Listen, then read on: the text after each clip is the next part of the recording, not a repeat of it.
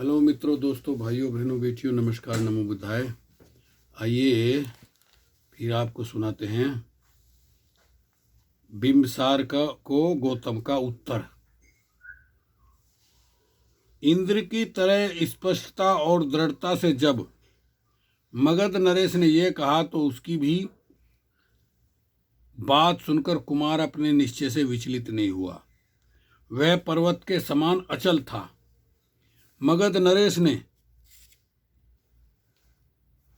नरेश से इस तरह संबोधित किए जाने पर संयत स्थिर राजकुमार ने मैत्रीपूर्ण हृदय से यह उत्तर दिया।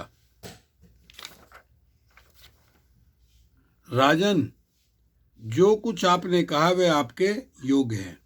आपका जन्म उस महान कुल में हुआ है जिनका राजचिन्ह सिंह है। आप मित्रों के हितचिंतक हैं। आपके लिए यह स्वाभाविक है कि आप अपने एक मित्र को इस तरह कहें। दुष्टशीलों की कुशलता मैत्री शीघ्र ही नष्ट हो जाती है। सुशील ही है जो नए नए मैत्रीपूर्ण व्यवहार से पुरानी परंपरागत मैत्री को दीर्घ काल तक बनाए रखते हैं।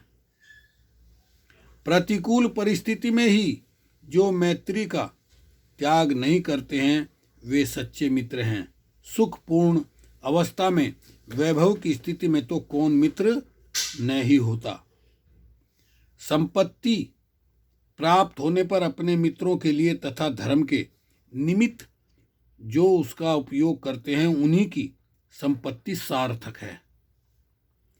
जब इसका विनाश भी होता है तब भी यह दुखजनक नहीं सिद्ध होती। हे राजन, आपने जो कुछ भी मेरे बारे में कहा वह आपके औदार्य और मैत्री का ही परिणाम है। मैं भी मैत्रीपूर्ण ढंग से ही आपका समाधान करने का प्रयास करूंगा।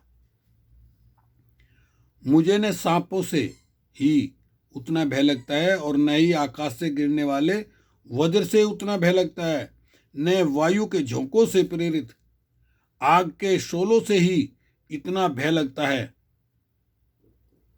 जितना भय इन इंद्रियों के विषयों से लगता है। यह अस्थिर विषय हमारे सुख और संपत्ति के विनाशक जो संसार में अंत शून्य और माया के सदृश हैं, आकाश काल में ही आदमी के चित्त को चंचल कर देते हैं। जब वे उसे ग्रस लेते हैं तब तो इनका कहना ही क्या। मर्त्यलोक तो क्या दिव्य लोक में भी विष या अनुरक्त को संतोष और सुख प्राप्ति नहीं होता। जिस प्रकार ईंधन से वायु प्रेरित आग की कभी तुष्टि नहीं होती, उसी प्रकार विषयों की कामना रखने वालों की कभी प्यास नहीं बुझती। विषयों से बढ़कर संसार में विपत्ति नहीं है। अविद्या में ग्रसे रहने के कारण ही लोग उनमें अनुरक्त होते हैं। एक बार विषयों से भयभीत हो जाने पर कौन बुद्धिमान फिर उनकी कामना करेगा। समुद्र से घिरी सारी पृथ्वी जीत लेने पर भी राजा लोग समुद्र के दूसरी ओर विजयी होने की कामना करते हैं। जिस प्रकार अपने में गिरने वाली नदियों से समुद्र अतृप्ति रहता है, उसी प्रकार आदमी की भी कभी विषयों से तृप्ति नहीं होती। आकाश से स्वर्ण वर्षा हो चुकने पर भी, चारों समुद्रों को जीत लेने पर भी, शक्र का आधा राज हस्तगत हो जाने पर भी राजा मानधदाता विषयों में अतृप्त ही रहा। जब इंद्र ने व्रत के भय के मारे अपने आप को छिपा लिया था, उस समय नहुस स्वर्गलोक का सुख भोग कर भी अहंकार के वशीभूत ही ऋषियों से अपनी पाल की उठवा कर भी विषयों में अतृप्त हो रहा था।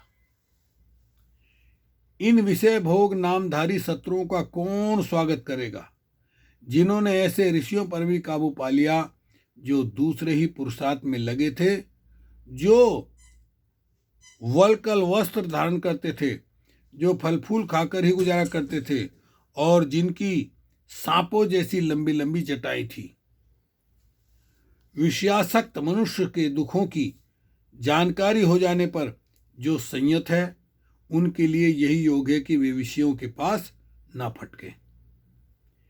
विषयासक्त मनुष्य के लिए विषय संबंधी सफलता भी एक विपत्ति ही है, क्योंकि इच्छति विषय की प्राप्ति होने पर वह उसे मदमत्त हो जाने पर जो नहीं करना चाहिए वह करता है और जो करना चाहिए वह नहीं करता, और इससे आहत होकर वह भयानक दुख को पर्याप्त होता है।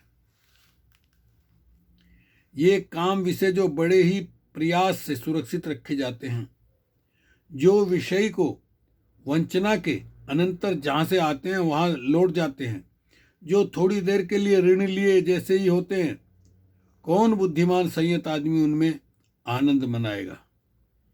ये काम विषय उल्का के समान इनके पीछे पड़ने पर ये पिपासा में वृद्धि का कारण होते हैं और बुद्धिमान संयत आदमी इन्हें प्राप्त कर संतुष्ट होगा। ये काम विषय फेंके हुए मांस के समान है, जो राजाओं से लेकर अभी के दुख का कारण होते हैं, सभी के दुख का कारण होते हैं। कौन बुद्धिमान संयत आदमी इन्हें प्राप्त कर संतुष्ट होगा। ये काम विषय इंद्रियों की ही तरह नाशवान है, जो भी इनमें रमण करता है ये उसके लिए विपत्तिजनक ही होते हैं, और बुद्धिमान संयत आदमी इन्हें प्राप्त कर संतुष्ट होगा। जो संयमी आदमी इन काम विषयों से डसा जाता है, ये उसका सुख हर लेते हैं और उसके विनाश का कारण होते हैं। ये एक क्रुद्ध निर्दय सर्प के समान है। कौन बुद्धिमान संयत आदमी ने प्राप्त कर संतुष्ट होगा।